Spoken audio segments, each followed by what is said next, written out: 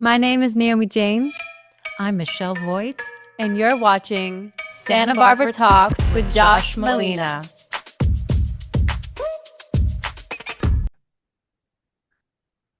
Welcome to Santa Barbara Talks with Josh Molina. It's such a pleasure today to be here with Aron Ashland, the owner of the Cruisery, the popular downtown restaurant. And Aron, you were one of my original guests. You are an expert on all things State Street and downtown, and you've been following it all along. And you have a lot of strong perspectives, and you're somebody who really cares about the community. So I'm looking forward to this conversation. Welcome to the show, Aron. How are you doing? Thanks, Josh. Good. How are you doing? Happy Pretty? Halloween. Yeah, We're doing thank this on you. Halloween. Recording this on Halloween. Yeah. Thank We you forgot so our much. costumes. No, I spent a lot of time with like my daughter's costume and stuff, and I just say I'm Okay. going as average dad. That's my costume, and it works every year, so it's good. So Aron, let's talk about State Street. You were there from the time the city shut it down during the pandemic, and you've seen every twist and turn, and we are at kind of another flashpoint of this conversation with this whole new consultant conversation and this data and reopen it to cars, keep it closed, all of that stuff. Let's just dive right in. Let me ask you this question, Aron. What's Yeah. wrong with State Street as we know it right now? What's your take on this? There's so many. I think it's a couple of little things. I think there were some things from before COVID that we're still kind of paying the price for. But right now, I just think there's a lack of locals that are spending their time downtown. And I think it's a sharp contrast to what we saw the first year of the promenade or whatever you want to call it. I heard someone say it's not a promenade, it's just a closed street. So maybe that's more factual. But um, it was so vibrant for that first year, 15 minutes. And then Mayor Rouse took over, and all of a sudden we got to change the fire lanes and all these things, and all of a sudden it just started chipping away, and then right then e-bikes came on. And so I think the challenge now is that no one with, I don't know, that can't walk right or can't run 30 miles an hour, which I think is nobody, but nobody feels safe anywhere near bikes that are going 50, 60, 70 miles an hour. Now I think part of that is because it's kind of like saying to the Air Force, well, why don't you catch that UFO and give it a ticket for speeding? Well, I can't because he's 10 years old and he can go faster than me, and I'm an adult and I can't run people over. I'm a cop, so a lot of this is really difficult. And so I think it's just I don't think anyone wants to go downtown and get hurt. And so when you put a situation where we took away licensed 25 mile per hour drivers because we didn't think that was safe and inclusive and, enough, and we somehow swapped it out with 10-year-olds going 50, 60, 70 miles an hour doing wheelies. And so I think just generally there's a lack of feeling of safety downtown that we had the first year of COVID, I think. I don't think we had it before. I was actually at city council about 3 weeks before COVID. And then again, I think the week before COVID, asking them for help because downtown was dead and there were guys dealing drugs and there were a lot of homeless that were just Sure. harassing people. And so Sure. I basically was like, hey, I need help. Like, and I think the thing that scared me the most was it wasn't just for me, it was the whole city. I couldn't imagine any local or visitor that was ever going to go back downtown again after they either got called out, threatened, tried to, hey, mama, you got a nice butt, whatever it was. It was just something. They were commenting to every single person that walked by. And they were just standing in front of my next door neighbor, Hana Kitchen. And so, I'd seen them deal drugs and I'd called the police numerous times. I'd sent pictures and video. And it was just, I was getting sick and tired of it. And I was just scared that I was going to lose everything I'd invested in the business and everything I'd put in downtown. Cause now at this point, it's 21 years I've worked on State Street between the 4, 5, and 700 blocks. And so I just have watched it all happen. And I was like, man, I can't imagine anyone walking downtown right now ever coming back. And I was Mhm. like, I'm screwed. And so I went to city council, and then randomly COVID happened. And then that's the thing that I think that is so positive about the promenade or the closed street that no one's really talking about. It changed the dynamic with homeless people. You are forced to be on a sidewalk that's relatively narrow, and they could put down blankets and have 4 dogs and a tent and whatever. And you were almost forced, because it narrowed the sidewalks so much, to interact with them. And so it became very uncomfortable. They could harass you. They could do all the things I talked about, deal drugs, whatever. And so now what I think happens is people go, oh, that looks a little weird up there. And so they walk into the street. And so part of that's been changed by the bikes, because now you got to be careful you don't get killed by the bikes. But the reality is that you have an option now. And really, before the promenade, the only option was to turn around and go the other way, which isn't really an option. And we have less police now than we had. I think with our current mayor, who ran on public safety, I think we have twice as many vacancies in our police department last time I heard. So it was like 15, I think, when around the time he got elected, maybe 20. I think it's like 35 or 40 now. And so we have less police, less laws. So to go back to that wouldn't make any sense to me. I think that's one of the biggest things, is like, I'm scared for that. I'm actually scared for that for any blocks that they really do open this, because it kind of sounds like this argument is maybe going somewhere, maybe a couple blocks on the top might be cars again. And I understand that. I don't know that 7 blocks is the answer. I don't know. I think it's all, each city's different. However, flat. I think the 500 and 600 blocks maybe the 400 blocks should always remain closed, because they're flat. Like, it makes sense. It's easy to walk. It's easy to get around. It's easy to put events on there. It's the full flat and flexible. You get into 700, 800 blocks, so maybe that's more difficult, because it's at quite an angle. People are walking, like, maybe you need more trolleys, and it's people movers through that area to make it vibrant. But yeah, I don't know exactly. But So let's just stick with the e-bikes situation. You're obviously like a pro bicycle person. Your restaurant is called the Cruisery. You've got yes. bikes on display Yes. inside, and you are a Yes. bike person. And I've had this conversation with others saying some of the e-bikers ruin the experience for people wanting to be downtown. I've observed a lot of senior citizens or women men too, but people being harassed by people on bikes. For example, if you're kind of in the road and they cruise down and you don't get out of their way, someone will mouth off like, hey, and then the e-biker might stop and just like stare, or they'll glare, or they'll shout some Yeah. negativity at them. And this is not a pleasant experience, whether you're a local or a senior citizen, or a tourist or something. Yeah. Anybody. So it's not about really like the mode of transportation. I think that a lot of people want to portray it as, oh, you don't like bikes or alternative transportation. It's entirely not that case at all. What do you want to do with the e-bikes? Like, what is your vision? What was your plan? What would you do for the 500, 600, whatever blocks it is? I don't believe we either have the resources or the ability to, like, change people's behavior. And so I don't, and it's the same reason that we don't say don't speed, but we have highway patrol. Like we have people to enforce the laws. So the reality is that people don't just follow laws because you make them. So what are we going to do about that? So we can't all of a sudden be like, well, bicycles will be different. So let's just be realistic. Like, they're not going to do what we want them to do. They're going to do what they want to do unless you make them, in essence. So what does that look like? I would love to have bikes and e-bikes and everything as a part of downtown and part of the experience. I just don't know that it's possible to make it safe. And my statement to that would be, how safe could you make walking along the 101? Because those cars go 55, 60 miles an hour. Well, so do those bikes on State Street. And so, but there's a 10-year-old without insurance behind one, and the other one is a licensed driver. So if you were to walk again on the 101, I think it would be very uncomfortable. It'd be nerve-wracking. You'd have anxiety. You'd feel like you're going to get killed all the time. That's basically what we're saying.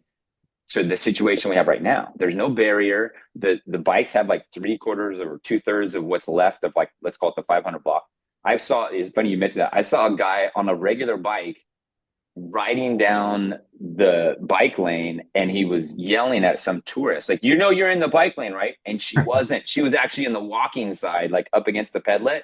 And I was like, actually, this is a pedestrian, like, centric promenade, and you have to yield to her, but you're actually, or she's not in the bike lane. And he was like, and just like kept riding. And I was like, and I think he was a local, like older dude. I was like, oh, that's kind of interesting. But he was literally driving down the street telling people to get out of the road. And it was like, what the like, I don't know what this guy, but whatever. Yeah. If you could come up with a way, and I don't know, I think sometimes we should actually look to our community to find answers. Like, hey guys, do anyone have any good ideas on how we could separate bikes and people without costing millions and without endangering the public safety, with still allowing fire trucks and like, is there a way? Because I don't know, there might be. And so, but until like, I feel like sometimes we ask for answers from our city staff, but then we don't pay them enough and they're understaffed and like probably don't have the best person possible at that position anymore. Like maybe we did 10 years ago, but if we stop paying well and we stopped hiring people, then nowadays that person might not be very good at their job. And so we're asking that person to be in charge of something that probably takes creativity and thinking outside the box. So I think we have to put it to the community a little more. And then I don't know if you could divide that lane. I would love for bikes to be a part of downtown. I mean, like you said, nobody is against alternative transportation. We all love it, whether it's a one wheel or like everyone is rooting for those things to take hold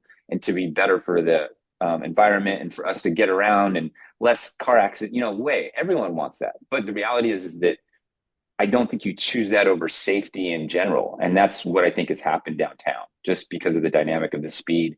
And then people that need to walk. And like I said, I think we want them to walk into the street to avoid situations they don't like. So the experience is still better than maybe we can actually curate right now for them. Because vacancies and homeless, they're not great. You know what I mean? So, but we can make it a little better if you can walk into the street and socialize and cross the street and whatever and go shop over there now. I think it makes it a lot more flexible.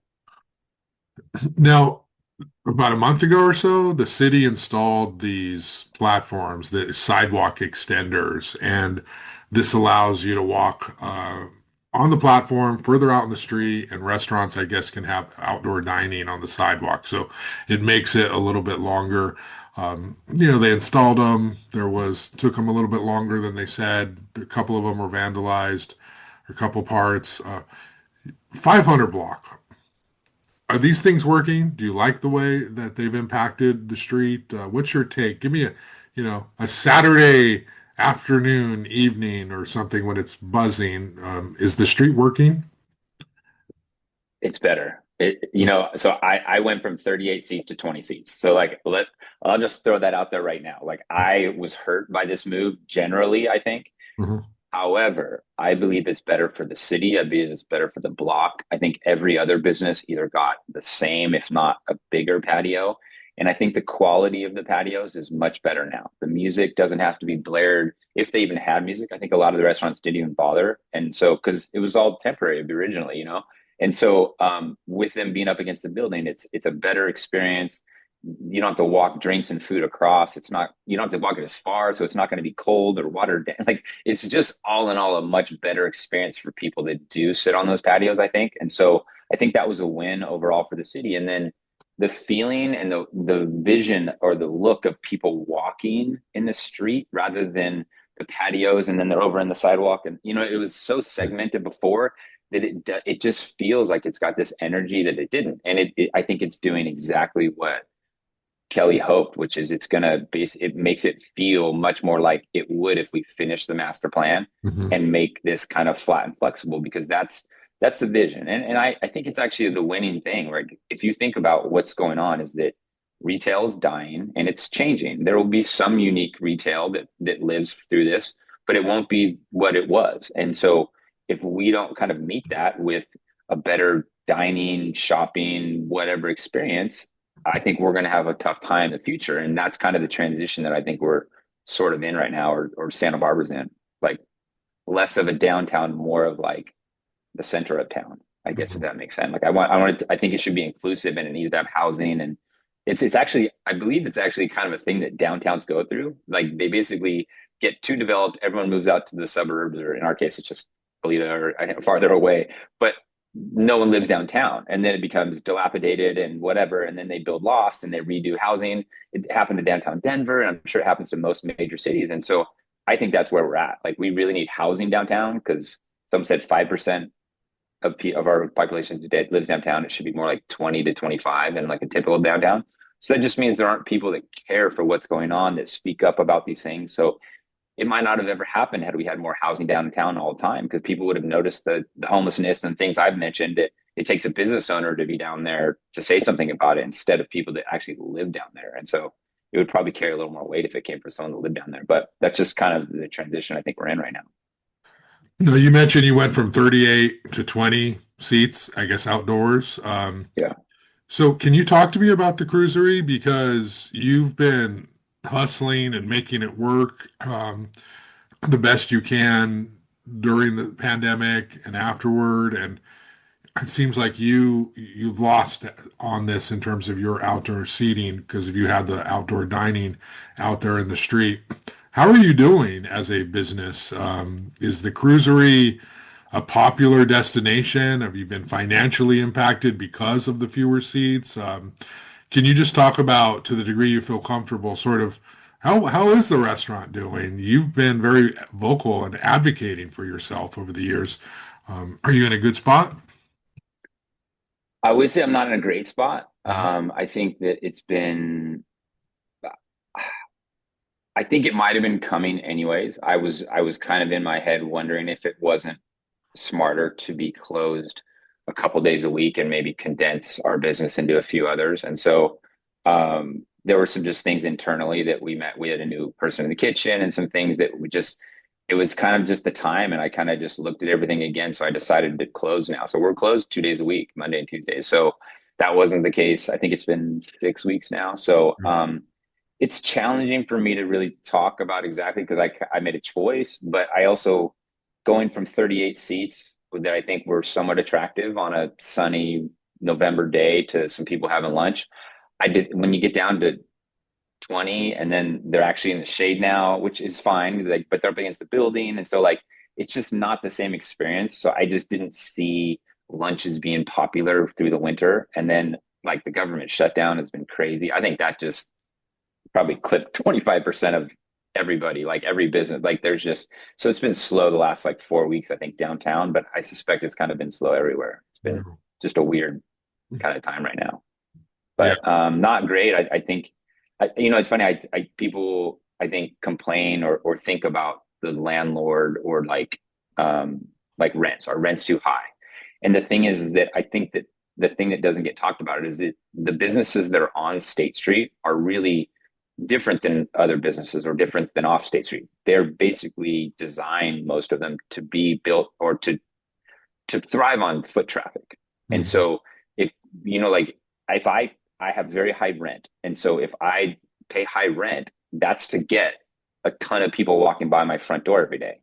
I wouldn't pay high rent for nothing. Like, and so that was the idea. And so when the city and the community or in downtown hasn't really met, I guess, where the landlords are price wise, then now we've got this kind of like disconnect where it's really not worth it to pay the kind of rents that people are paying because the amount of people that should be walking by for that amount of rent aren't walking by anymore. And so it's safety, it's bikes, it's a lot of those things. But I think that I was really hoping the DSBIA thing was going to be kind of the bridging that gap. Like, because if we threw events, like, I mean, look at like farmers market, like attracts probably 1,000 people, maybe more every week, every Saturday. And then even the Tuesday farmers market, like what if we turned that into some bands and some food trucks and some fun things so that it wasn't like a 4 to 7, everyone leaves, you know what I mean? And it was more of like an event that made downtown and the community come down. And that's what I said earlier. Like, I think State Street should be seen as like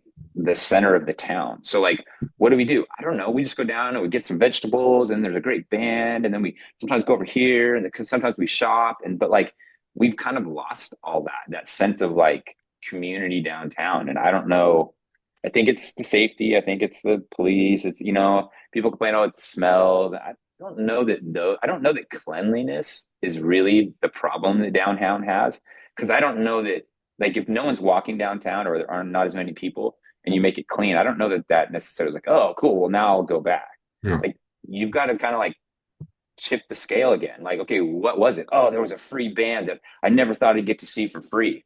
Awesome. And where did you see? Oh, downtown Santa Barbara. I just went downtown. I was in the street and I went and got this beer and I'm special and it was cool. And I got, like those could be the type of experiences that we're giving to people. But instead, it feels like the landlords are trying to reopen the street. So it's like I went to their board meeting and it felt like they were trying to take credit for they saw it as self-assessing. But as far as I know, those costs are going to be passed on to the tenants. So you really just effectively raised everyone's rents. Like, I don't know that was actually, and then it seems like they want to get credit for that. Like, oh, I mean, if they were all going to pay that $2.5 million and it wasn't come out of any small businesses, great. You should get all the credit in the world for whatever you guys do. But I don't think that's actually the way that thing is built. But that's how they seem to want to kind of use it. And then they're obviously have put the people on the board that they want. And so they're kind of, it's it's a confirmation bias. Like, they're listening to people that think like them, and so I think that they need other people in the room that are like, hey, what if we put a band in the middle of the street on a Wednesday from 6 to 8, or what if we put 4 bands, like, like, what if? And so these things haven't been tried, and it's I don't know that they're ready to hear what, I think it's someone like Strongtown that's really kind of resonating with people that live here, which is like, we see this as much more than just a street where people walk up and down and shop. Like, this could be so much more. And unfortunately, or fortunately, we kind of saw it that first year of COVID. Like, everybody was in the street. Like, people you hadn't seen for years, you met in the street. People were hugging. There were kids playing Frisbee in the street. There were some soccer games going on in the street. And those are the things that I think everybody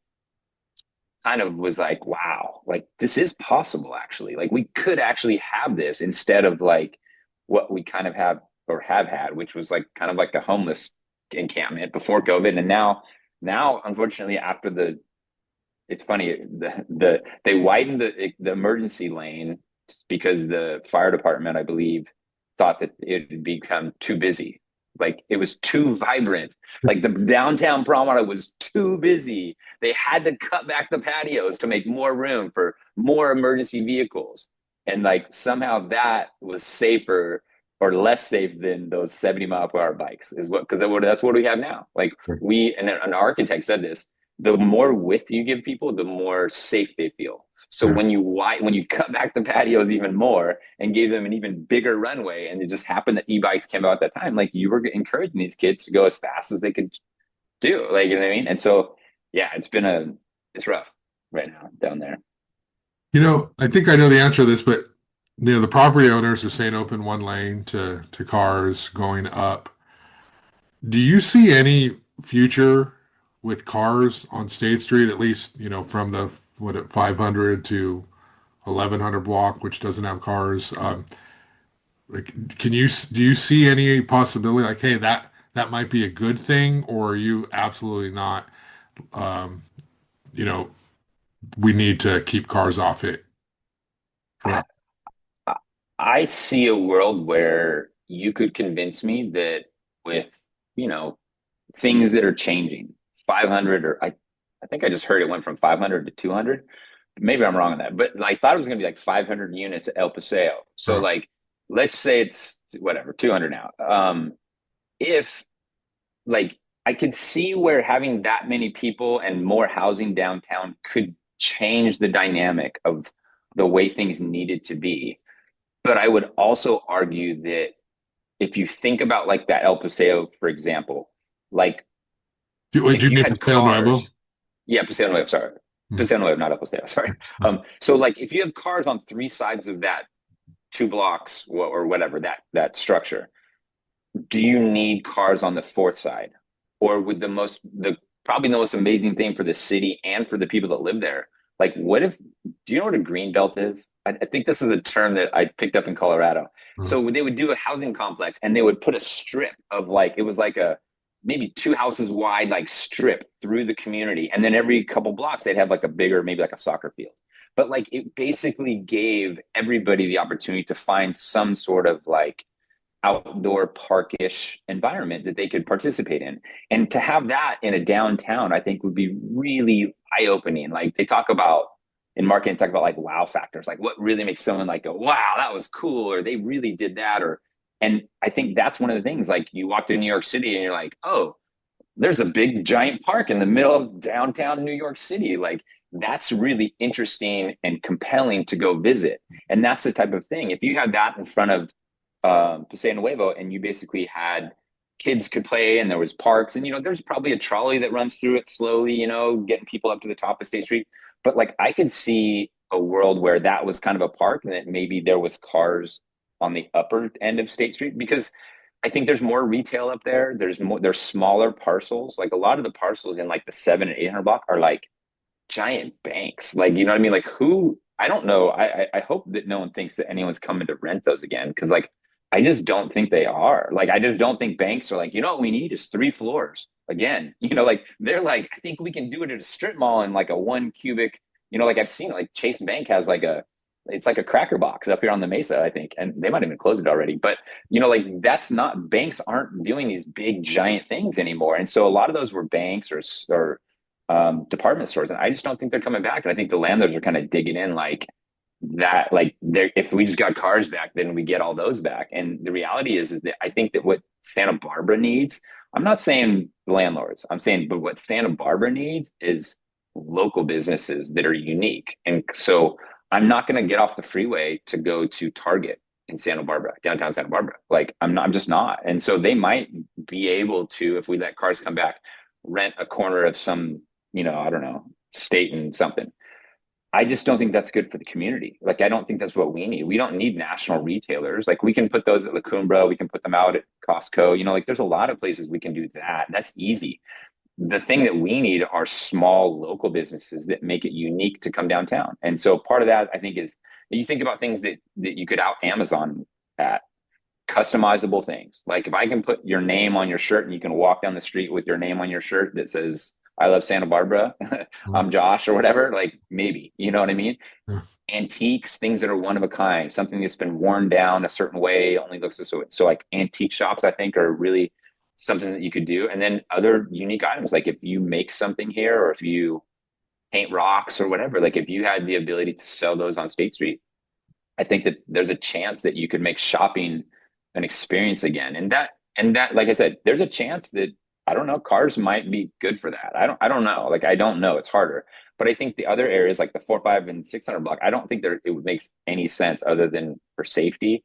Like the fire department maybe says you can't close the street or something. But other than something like that, I just don't know why there would be more value in a car driving by. If they could park, I get it, but they never park. Like no one ever parked. That's one of the things that I think about this argument is so funny. It's like, oh, cars, no one ever parked on State Street, the same parking places. If you used to park on the corner of State and whatever and go to wherever, you can still do that. You've been able to do that this whole time. Mm-hmm. So like, what would be the problem? Like, what didn't you get on your drive down here that you would have got? Like, oh, I would have spent more money if I got to drive on State Street. I just don't see that. So it's possible, but I think that but I would argue that we can find things that are much more valuable to the community than being able to drive. Right. Like we can do that all over the town, like the entire town, except for, actually, I think the entire town you can drive through or everywhere. And so to have a few blocks that aren't, and we actually tested it and it really worked really damn well. And then we got a new mayor and it stopped working because he started chipping away at it. Because I think you asked about the mayor earlier, and like, I just think he was dishonest. Like, I think he knew all along he was going to fight to close the promenade. And I think he works behind the scenes. I think he sends emails to people that, on one side and not the other. And because I think he's trying to push that agenda. And I just don't know that, I guess I don't know that the mayor should be doing that. And I feel like he should be listening to both sides and then making a decision that's best for the people that kind of put him in office, using his brain and his power and his experience to make the right decision. It just sounds like he's deaf to the 80% of the community, which I think is a mistake. And I think he kind of misled a lot of people going in. Like, I think it's even in the paper, like, oh, I'm going to wait till the plan comes out to decide on, how I feel about the promenade. Plan still isn't out, but he's talked out at length about, oh, the parklets and the rats, and he's done op-eds, and he's gone like to every end that I was like, wait a second, like, shouldn't you kind of be neutral until you have what you said you'd have, which is the reality, which is like, what are we actually saying we're going to do? Because if this is cool, I'm in. And if it's not cool, I'm not in. Like, that's fair. I respect that, but that's not what he's done. I don't think. I think he's been really against us the whole time. Yeah. I'm going to come back to the mayor in just a second and the city council as a whole. I wanted to ask you about the data that the Downtown Improvement Association presented recently. this Placer AI data where they showed 600,000 fewer people coming downtown annually or to State Street, these blocks. And they say at the same time, we're seeing an increase or a return to what it was before in other areas, other shopping areas of Santa Barbara. And so then there's been some dispute to that data saying that, it's not correct, it's not precise, it's not accurate. People need to have location services turned on. Maybe it's a free version, not a paid version. And then, Strong Towns have sort of said that, other people have said that. And then, Strong Towns has its own survey where they're gathering their own support. What do you think of the data? You heard the Downtown Improvement Association, Robin Elander presented, and the others. What do you think of that data? Is that correct, do you think? Um, so first of all, I think you have to look at how the information was gathered. And so I believe the one that holds the most credibility is the one the city did. And so it was in 2023. It was when they were trying to figure out the SSAC. And I remember, I believe it was Snedden. She was like, I'm just impressed with how many places you guys have gone to try and get everybody's opinion. It Mm. wasn't, and I believe the questions, we all saw the questions. They weren't like, since downtown is so screwed up and about to catch on fire, don't you think we should change something? Like, it's like, and so basically, but everybody else, I think they were either weighted or they weren't transparent. And so I think that you have to at least look at it. So like, uh, friends, sorry, Strongtown. So their survey, I think they've been honest about where they got their data. We went to the farmers market. Like we went to the people that use the promenade and the closed street, and we asked them what they like about it. I don't think that's dishonest. I think that's fair. I think that they would tell you that that doesn't represent everyone in the community. Like they didn't say it did. But now look at the two things that we have three things we have conflicting data from. So Placer AI. Robin presented us as the head of downtown Santa Barbara, and I say us, the businesses, with the Placer AI data. And then presented it to the city and everyone else a year ago or whatever. And so like it back then supported that we were having more visits and things were getting better. And so then she gets a new boss and they are now paying her and they have more money and they take the same company, I guess, and then parse the data differently. And now it means we're down 600 visits. I don't know if that's true, but like you said, I put in ChatGPT, like what are the challenges with the way Placer the AI gets its information? And it had like 10 problems with it. Like, do they have the app? This person doesn't have it.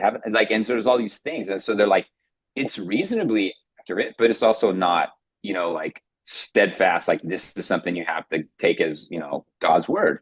And then the Majid thing, I think is just kind of ridiculous. And even their thing, like if I email all my best friends, like, and ask them what they think about my idea that I told them to say this on, of course they're going to say that. Like, I'm surprised why would you email it to one person that didn't want? Because they didn't say who they emailed it to. I didn't get an email. Did you get one? Hmm.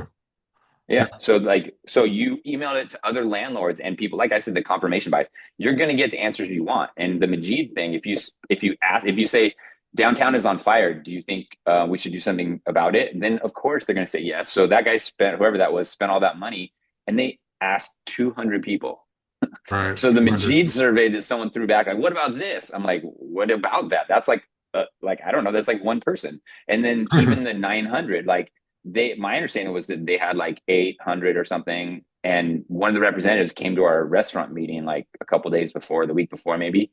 And was like, oh, we got, like 800. And then they showed up to the thing and they're like, oh, we've got like 800. It was like, so they had like another week and they were really going to do a push and you have about the same. And it was like, I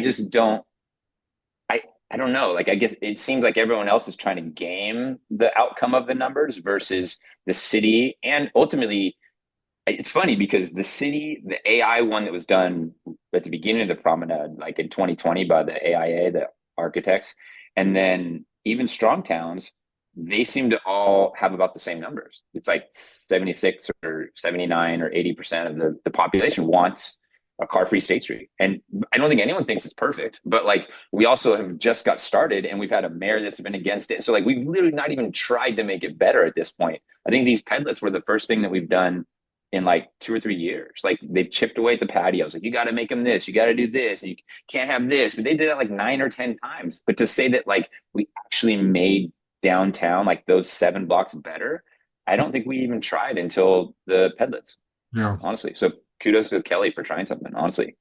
Yeah.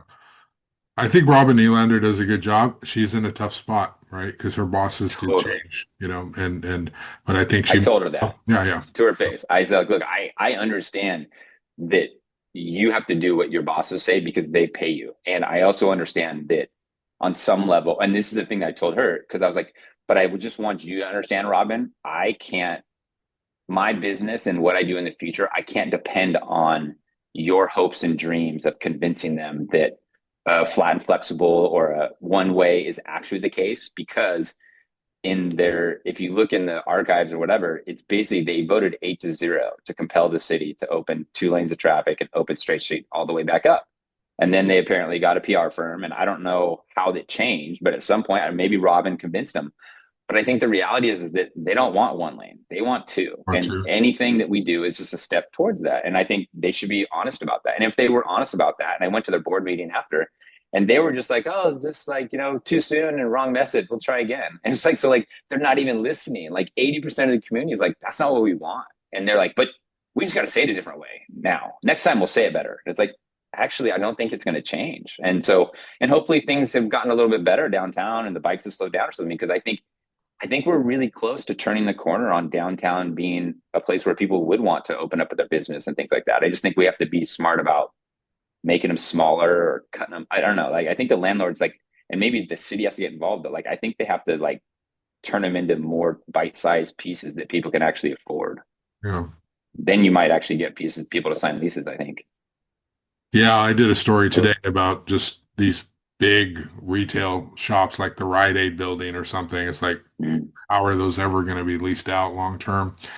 Um, so you mentioned Wait, the did mayor. you find out any answers? Because I'd love to hear No, them. I mean the Because I don't, yeah, I answers don't. are That's my fear. That's my fear smaller. is that, yeah, yeah. Um, so you mentioned the mayor, Randy Rouse. Let's talk about the city council. You've been a very vocal critic of the mayor for a number of years, in person, calling in. Um, what do you think of the job that Randy Rouse is doing on State Street? You've already alluded to it. You don't think he's being honest. He has a perspective. What's the problem? Why do you think he can't sort of find the middle ground here? What's going on with him? I think sometimes as we get older, we get kind of set in our ways. And I think I've said this before, like I don't know him personally. So I'm not speaking about I don't know him. I'm not speaking about him personally in any way. I don't know him. And so, but when we talk about the job he did, I believe he said some things like I mentioned, I'm going to be open-minded. I'm going to wait and see.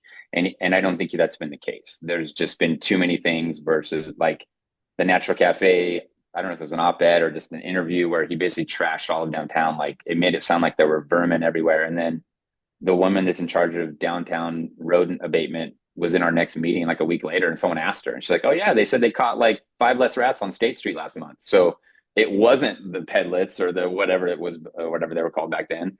And so it was just, I think that he maybe doesn't understand how far the mayor's voice goes. And I think a lot of the things that he does are maybe more opinion than, I guess, what's best for the city. And I understand he's welcome to his opinion, but I think um, when you get elected mayor, you should be putting the community first. And like I said, you should use your experience and your brain power to come up with the best answer, but it shouldn't really be your personal decision. You know what I mean? It should really be what the city wants to have happen.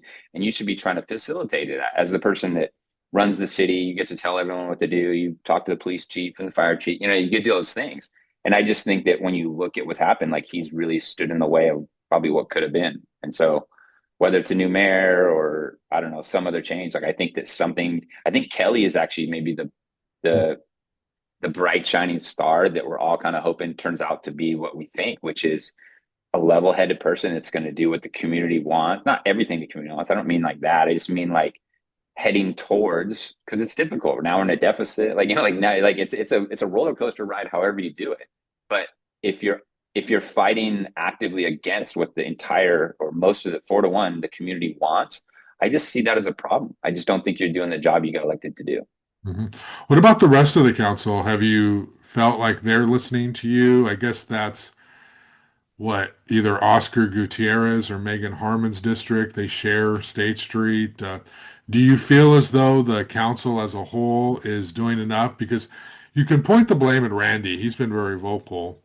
The council, however, I mean, they keep talking about sort of doing things, and um, it takes time, right? But I don't see anyone as like being a leader on the city council when it comes to State Street. They say the right things, some of them, but there's not a lot of Yeah. action. What do you think as a whole? How's the city council handled this? So I think that most of them have been supportive, and I think maybe even Wendy is on car free State Street side. I I if you put a gun to my head, I would argue that it has been so challenging for the last 3 or 4 years because you've had someone behind the scenes kind of undermining everything, and Randy, so you say Randy, correct, yeah. right, and so and because here's the thing, I like Michael Jordan. So if Michael Jordan goes, "Hey, police chief, we need you to do a report and say this is unsafe," you're gonna be like, "What are you talking about, dude?" But when your boss, the mayor, says that, that holds a different weight. And Yeah. so I'm just worried that there's been things, and because I think he's actually been somewhat open about some of the things he's willing to do and say. And so I have a feeling that there's probably other stuff that he isn't willing to talk about that he's also doing and saying. And so I just worry that I think he's really gone against what the communities wanted, and it's made it very difficult. So I think it's hard when city staff puts out a report that kind of is like, oh, maybe it's not as good as we thought. Well, if the mayor goes to the city staff before and goes, hey, we don't really want this to look too favorable, and then you end up with a report like, look at the Daisy thing, like okay, so like no one measured. Like, I mean, I know how to read a tape measure, guys. Like, and so you can't look in the thing and say, okay, it takes 24 feet to get this many a car or whatever. And so somehow you end up making all of city council look like idiots because they were like, oh, if it's not going to affect any of the businesses, let's try it. It was like, and that's the thing is they're willing to try stuff, but then they get scolded. Basically, they made to look like idiots because the city staff didn't do their job. And it was like, how did they make a decision at that point? Because it's not like I don't think anyone like hires 20 consultants and then is like, okay, we want to all chime in on this thing. They go, hey, city staff, what do you think about this? And so they come up with their report. And if they're absolutely dead wrong about something like Daisy's clearance or whatever it was, like that's a problem. And so I think that's a part of this. And like, because if you, I don't know, like, what do you think the barometer would be like if the mayor and all of city council was all on the same page and they were all like, wow, what can we do this week? And then next week, what can we do? And then the week after, what can we do? Because I think Kelly and some of the people are like that. Like, what can we do now? Like, city council, I believe at this last meeting, they were like, okay, we want to keep it closed, but like, what about those things that have been talked about that we said we could do? Like, why don't we start trying to do some of those soon? Like, can we talk about those things? There was like a bunch of plants they were going to put on the 600 block and make it like a forest and like, man, that sounds amazing. Like, but like no one did it because I think the person at the top in charge of all of the city staff is behind the scenes going, hey, let's not work on that. Let's not do that so fast. And Mhm. I think that's problematic. I Yeah. do. Yeah, I mean, it could be a big tone switch. He's running for reelection next year, and I believe Sneddon Wait, is is it going to 5 years or 4 years? Is it 4 years? what that he Is it took next office. year? Yeah, it's next Yeah. year. Yeah, no, it's next year. Man, I read somewhere. I think it might have been even a quote from you, like Newstalk from you, and it was somewhat like, and he said he had an appetite for politics still or something, and I was like, like I don't know. Like I think restaurants punch above their weight because we have like like email lists and things like that. Yeah, I don't know anyone that voted for him that would ever vote for him again. So that would surprise me if he even had a shot. Yeah, well, there's talk, him running again, Kristen Sneddon possibly challenging him, or I think she is going to challenge him. Maybe I've Eric heard that. Friedman will jump in. He's talked about possibly running for that. They're pretty aligned, but I think Eric's probably a little closer to compromise on State Street than Randy is. He's talked about maybe a I small agree. closure of a few blocks. So, and who knows? There will be other people who are running for sure. Yeah. Just to kind of wrap up here, the city switched consultants. They amended this contract. They're going with, I guess, this person who's very well reputed in architecture and urban planning. And then we're going to somehow try to finish this master plan, be out early next year, the first quarter.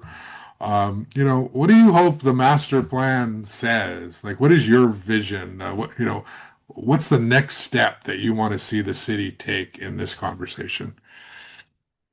I would love for it to be amazing and everyone be like, that's what we need. And everyone be like, Kelly goes, I think I can get us the money. And then we get started on it. But I Hmm. think the reality is that with the deficit and the other things going on, I think that whatever we do, it would be very good for us to have kind of a North Star. Because Yeah, when you understand where you're trying to get, but buying those 4 benches because that's all we can afford still feels like progress. And so, and it might be like that for a year or years. I don't know. Um, but I think that that's probably important because if we all kind of agree that that would be really cool if State Street looked and felt like this, then it's really just trying to get to that. And then we all have a goal and we can focus on that and raise money towards it or, do lots of things I think that would help us get to that. But without that thing that we all kind of agree is the right thing, I think it's challenging. Because like strong towns, like I don't know. I've just kind of become like not I don't close like friends or talking to Tristan and so I'm much more aware of all the things they represented. And so I don't know if I agree with everything they do, but I agree with a lot of what they do so far. And so it's nice to see that like someone is trying to make happen what I think the community wants, which is more of a community person centric downtown. And like for people that live downtown that aren't billionaires, like it should be fun to go downtown and experience, and there should be things. And I think the quality of life that people, when they're renting an apartment or whatever, I think that that is a big factor in all that. And that's why I think that they're working so hard. And that it's funny. We talked about the studies. The one thing I can say is that I think it's one thing that landlords don't quite get is like when someone like Tristan stands up and goes, hey, like we got a bunch of people that really want this. And then you go, and then the landlord stands up, yeah, but we want this. Like everyone kind of distrusts because like the landlords are probably trying to look out for their bottom line of their business, their building, which is understandable. Like, and they have every right to do that. But when someone like Tristan speaks up, I just think it resonates more with people because he doesn't have an agenda other than trying to do what's best for the community. And then he goes out and asks them, hey, do you guys think this is great? Or do you want to do this? And then they go, yeah. And he goes, okay, I'm on the right path. And just keeps going. But like the landlords are over here going, no. They asked the wrong people. What do you mean the wrong people? They didn't ask all landlords? You're right. They did. They asked everybody. Anyone can walk down to the farmer's market. And so like if you walk up, you can give them your 2 cents and say, I don't like this. You know what I mean? And that's the reality. And I think that's part of what's kind of disingenuous about some of what's going on. yeah. Do you still have Santa Barbara wine therapy in the back there of the cruisery? We definitely have a little carve out in the parking lot. Yeah, I don't know. It's kind of in limbo right now. They kind of wanted to treat it like I was building a whole new building out there and like all these fire lanes and like additional bathrooms. And I don't know if anyone else has dealt with this, but the challenge is like, if it's really nice outside, people go outside or they don't come inside. And if it's cold outside, they come inside. So like to say that if you give someone a patio that you're just adding like 100 more people to their capacity, it's not really the case. It's more of a trade-off. And so I just don't know. I don't know that financially it makes sense to do what would be the full outcome. But yeah, I don't know. I'm still kind of trying to figure that out.